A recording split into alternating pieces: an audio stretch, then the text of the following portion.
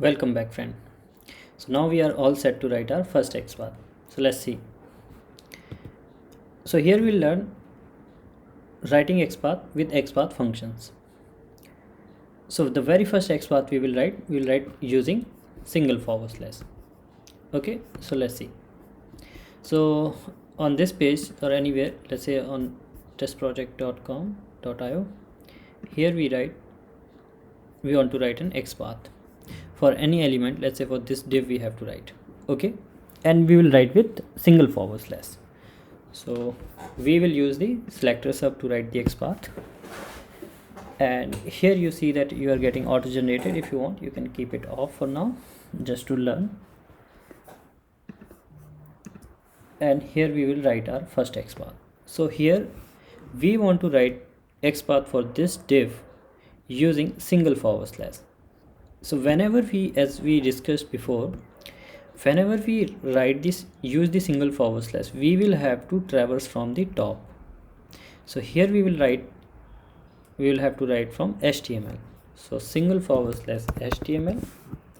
Then after that we will have to come one by one, step by step. So our div is inside body and body is inside HTML. So first we come for HTML, then body, then div. So then we will write body, and at any point if you want to verify, you can press enter. You can verify that okay, there is one matching node. Now with this we want div. Here inside this body there are 5 div, immediate 5 div. So that is the reason it is giving us the 5 matching node. Now if you want the very first one, you'll have to use the index 1, and here you see that it has added XPath 1. That means this is the first matching node. So this is how, using single forward slash, we have written our first XPath. This kind of XPath is also known as absolute XPath. So this is basically, we have written an absolute XPath. The reason why it is not suggested to use is because if any element in between has been introduced, this will break. Suppose after body, if somebody has added one header, then your XPath will break. So that is the reason, one reason that we should not use absolute XPath with single forward slash. Also you notice that we had to use the indexes as well here. So it is never suggested to use single forward slash until unless very much required, and indexes as well. So going forward, mostly we will be using double forward slash because it directly jumped to that element, because this was the very first element we have written. Okay, that's fine, but what if like somewhere in between, the deep down, if any element is there, and for that you have to write the XPath. Is it possible that we can traverse like all the way from this HTML to like one by one by one by one by one like this till here? No, it is never possible that we can write single forward using single forward slash till here. Okay, so that is the reason that we will go with double forward slash. Though like if you will copy the XPath from Chrome DevTools, that will come with single forward slash only. You see that this gives with single forward slash and using indexes. This is never suggested, never. If even a small change happen, this XPath will break. So absolute XPath, Chrome DevTools gives the absolute XPath, but we will not use that. We cannot use that in our script. So we have learned this single forward slash thing. Now let's see double forward slash. So suppose if we have to write any XPath for any element, directly write with double forward slash. So suppose we have to write XPath for this element. Now for that, before like whenever we want to write, we will use the double forward slash. So you see, as soon as you start typing, you will get the auto suggest here. So that double forward slash a, and here it will find out all the a tag in this DOM. It will not like come one by one. Okay, now we have to write the XPath for this one, and here it has added XPath 4 is attribute. That means this is the 4th matching node. So we have to write the unique XPath for this element. Now we will use the XPath functions. The very first function we will learn is that this one, tag name and attribute name is equal to attribute value. So suppose there are attribute like title, href, data toggle, class. So you just type here open bracket and it will suggest you all the possible attribute functions. So here any of them you can use, and this is how we have written a unique XPath using tag attribute and tag name. So this is the function. So this we learned that how to write our XPath using attribute. Now if suppose you want to write an XPath where you don't want, like some attribute value is very long in many cases, right, and you doesn't want to use the exact value, you want the partial value, you want to use the substring of value. So what you do, we can use the contains method as well. So here you can use contains, and now if you like have the partial value of your attribute, then that you can use, and using contains you can write the XPath. So this is another formula to write an XPath. We can also add and or conditions. So suppose we have to make it more robust or more flexible XPath. Suppose like this condition doesn't match, doesn't work. If this condition break, okay, fine. Even then we want to work. Even then also we want this XPath to work. So what we can do, we can write the or condition, or at the rate class. Let's say we want to add at the rate class. This is fine. So now if any of these conditions, like one condition will satisfy, then also this XPath will work.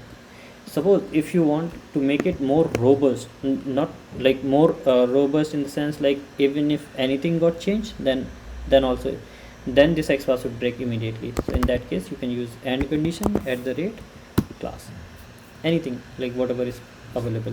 So selector sub will suggest you while typing itself.